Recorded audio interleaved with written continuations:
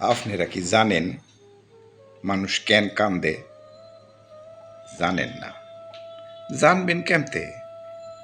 এই জগতে তো মানুষের কান্দনের শেষ নাই। এক একজনে এক একটা লাইগা কান্দে।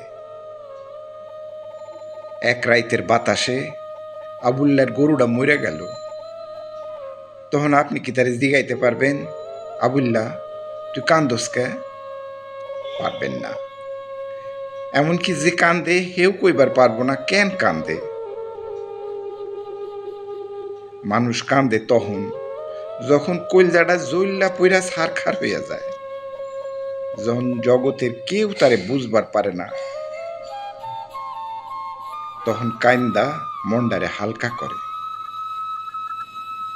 আমিও কাঁদছি, অনেক কাঁদছি, নিজের লাইগা কাঁদছি, এই সমাজে মানুষের লেগা কাঁদছি,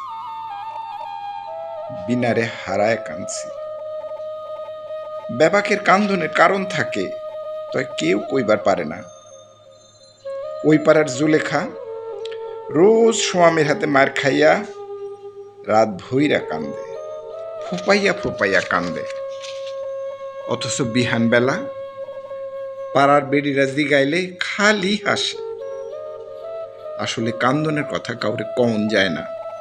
নিজের সন্তানের কাছে যখন বাবা মা লাঞ্ছিত হয়, তখন আল্লাহর আরশ কাঁপা যায়। তবে বাবা মায়ের চোখের ভাষা কেউ বুঝবার পারে না, কেউ না। আমাদের পাড়ার ঝন্টুর পোলাটা যেদিন পানিতে ডুববা মরে গেল, তখন আমি দেখছি কান্দন কারে কয়। আজও ঝন্টুর বউটা পানির দিকে তাকাইয়া বিড়বিড় করে কি জানি কয়। আসলে মানুষের কান্দনের কোনো সংজ্ঞা হয় না। মানুষ কান্দে, না কান্দা থাকবার পারে না বইলা।